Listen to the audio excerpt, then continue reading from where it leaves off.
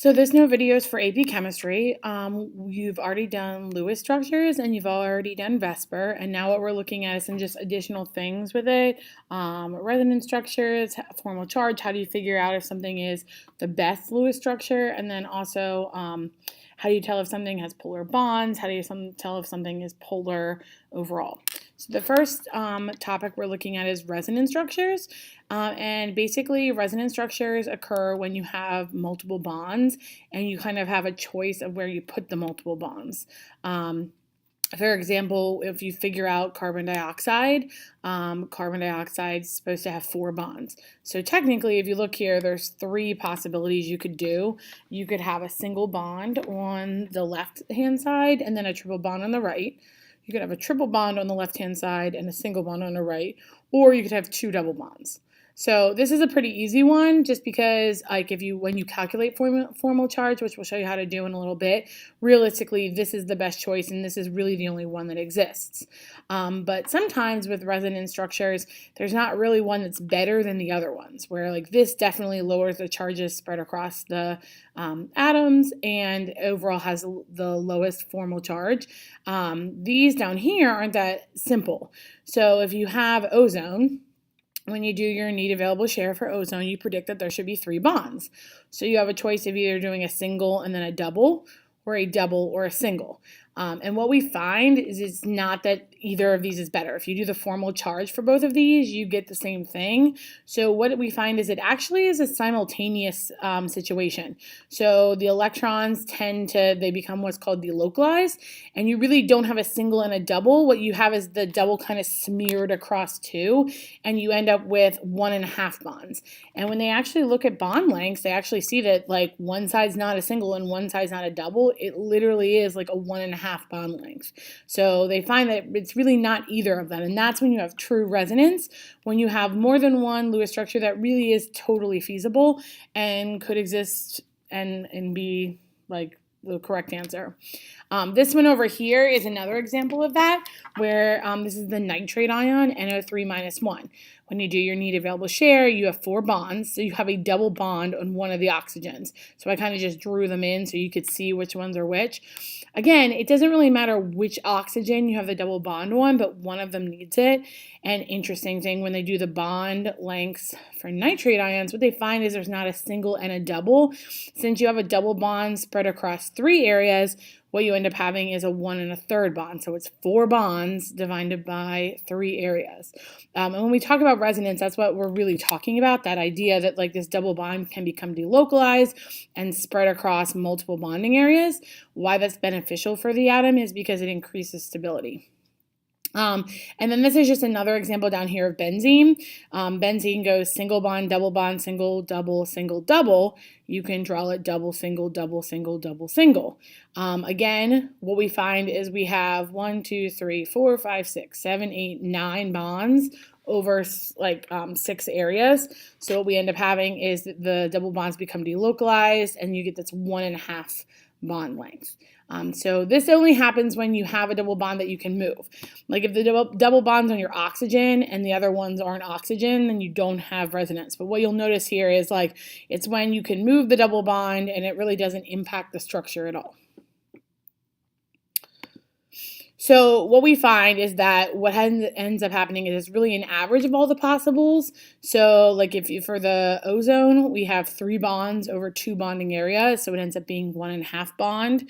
For the nitrate bond, we have 4 bonds for 3 bonding areas, and we end up with like a 1 1/3. So what you want to realize is it does add stability, and it's a special situation of bonding. All right, so if you go back to that carbon dioxide one though, like how do we know the double bond would be more favorable than the triple and the single?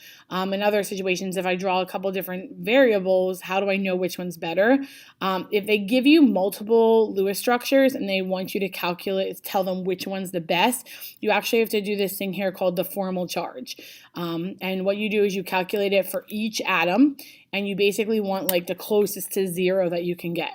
So you say, for example, if I'm doing this for carbon, I would say how many valence electrons does carbon have, how many non-bonding electrons do I have, and how many half of the bonding electrons do I have.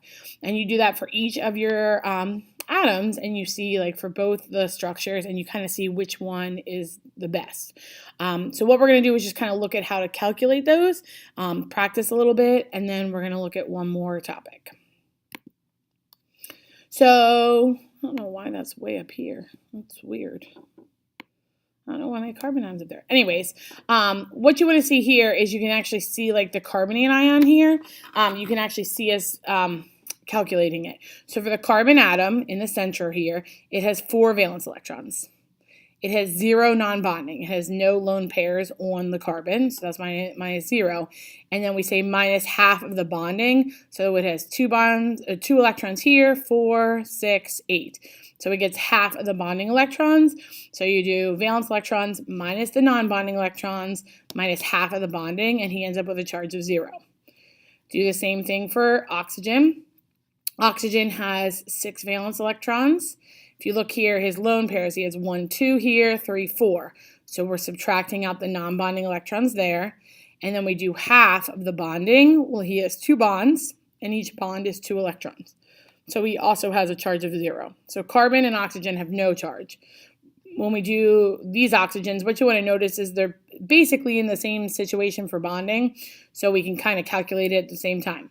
So oxygen has 6 valence electrons. Non-bonding, it has 1, 2, 3, 4, 5, 6. So 6 minus 6. And then we do half of the bonding, and it has 1 bond, so that's 2 electrons. So it has a -1 charge. So this oxygen's carrying a -1 charge. This oxygen's carrying a -1 charge. That's why carbonate's a -2 charge overall, because of what it's actually carrying. So what you have to do is, if they, like, what it would look like on the AP test or on the chapter test is if they would give you multiples and say, hey, which one would be better, what you want to realize is then that's when you pull up formal charge. Don't do formal charge unless they make you. Usually the most, like the one that makes the most sense is the right Lewis structure. So don't do it unless it's like, unless the question wants you to do it. The next thing is an example problem. When I switch, it's going to like come up with the answer. So just maybe like pause the video, do the practice problem, see what you get, and then go to the next slide.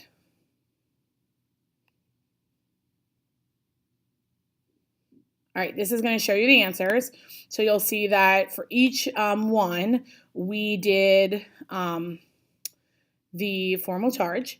And then you end up with, like, definitely the one on the end here is not right. There's a +1 on one end, a -2 on the other end, and that's just a lot of charges to carry when these guys don't. So you end up that either the sulfur has to carry the -1 charge, or the nitrogen needs to carry the -1 charge, and you have to basically pick which one's the best. Whichever one has the higher electronegativity on the periodic table, remember you're further to the right and further up, they're the one that's most likely to carry the -1 charge. That's nitrogen, so you would predict that it would be this middle Lewis structure. So first you do the formal charges, and then if necessary, if there's not like an obvious winner, then you have to kind of think about electronegativities and where charges would like to be. Like I said, formal charge isn't a huge thing, but they tend to ask you like a multiple choice or free response where you have to kind of like check your formal charges. All right, so just a couple other things. If you have larger molecules, what you want to realize is you can do shapes around each atom. You just kind of have to pick what's your central atom. One thing to watch out for is sometimes they don't have the lone pairs in here. So like here, if you look at this, they obviously, here's the hydrogen, here's the oxygen, and then there's the carbon. But you'll notice they don't have the lone pair. So don't forget, like there has to be 8 electrons around everything except hydrogen. So if they're not there, it's very useful to draw them in. Like I would maybe draw in my 2 lone pairs here, my 2 lone pairs here, just to kind of remind myself for it. So if you look at this one, if we're looking at this, the first carbon all the way on the left here, what you want to realize is it has a hydrogen, a hydrogen, a hydrogen, and then a carbon. So it has 4 bonding areas around it. So we would say that that was based on this carbon tetrahedral. If you go to the second carbon in here, then what we have is we have a single bond to carbon here, a single bond to oxygen, and a double bond to oxygen. So we have 3 bonding areas. We don't have any lone pairs around the carbon, so it would be a trigonal planar. So you can do shapes off of different sections of molecules for it. And if we look at the oxygen here, we have 2 bonds. We have 2 lone pairs, so it's based on a tetrahedral, but it's a bent or a V-shaped. So just being able to identify that, sometimes they'll show you a bigger molecule and they'll say, hey, this carbon, what's the shape? So just be aware of that. And then the last thing that we're going to look at today is just some polarity. So you guys already know and have heard about polar bonds. What you want to realize is if there's a difference in electronegativity, you're going to have polarity. Typical ways to have nonpolar bonds are to have the exact same element. So like hydrogen to hydrogen, carbon to carbon, that kind of thing. If you have carbon to hydrogen, that's considered a very small electronegativity difference. So typically that's considered nonpolar. So first thing you have to do is you have to figure out if the bond is polar. And then if the bonds are polar, then you have to look at the whole structure because polarity can actually cancel itself out. So one thing that's really important is symmetry, and if the symmetry actually cancels out polarity or doesn't. If there is polar overall, you'll have what's called the delta positive and the delta negative to show the partial charges for it. So what you want to realize is since carbon and hydrogen have such similar electronegativities, all these bonds are realistically considered nonpolar. So like hexane is considered nonpolar. If you really don't have polar bonds, then you don't have to worry about the shape because it's already nonpolar. If you look here, carbon tetrachloride, the bonds are definitely polar. Carbon and chlorine have different electronegativities. The chlorines are going to be delta negative. The carbon's going to be delta positive. But because you have 4 of them pulling out evenly and it's all carbon to chlorine, there's an actual asymmetry to it and it actually cancels it out. So things to look for things that are polar are if you have like a lone pair that's not across directly from another lone pair, if you have something, an atom that's slightly different than the other atoms on the outside. But you have to kind of worry about, are the bonds polar first and then look at the shape. So for carbon tetrachloride, you would say that there are polar bonds, but the structure is nonpolar. Here's another one where we definitely have polar bonds, but the symmetry of it cancels it out, so nonpolar overall. And we're showing you kind of these examples. I mean, realize a lot of times that the polarity doesn't cancel out, but we just wanted to show you that it can cancel. Remember, boron trichloride is one of the electron deficiencies. So boron has 3 bonds. That's it. There's no lone pairs on boron. But you can see this is polar. They're all pulling. But see how it's like all pulling out in a triangular fashion? Even though there's polar bonds, it ends up canceling overall. So this last slide that we're looking at, we just want you to realize is if you have lone pairs, it's very hard for lone pairs to cancel out. You can do it if you have like a trigonal bipyramidal and the lone pairs are on the top and the bottom, or an octahedral, but it's not easy. Usually lone pairs will typically make the whole structure polar, just because there's not anything to cancel it. But again, like this one, you can see the electrons are going towards the chlorine, so it's a polar bond. There's nothing to cancel it, so it's polar overall. This one, there's polar bonds, but the structure cancels it, so it's nonpolar overall.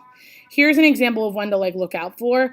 You have the hydrogens, the carbons, but then you have this guy that's different. That's kind of like, oh, that might make it polar, and that does make it polar. And then like up here, ammonia, the lone pair also makes it polar. So you're going to practice that and watch another video with them. Just make sure with polarity, you really kind of have to pay attention to like, does it cancel, does it not?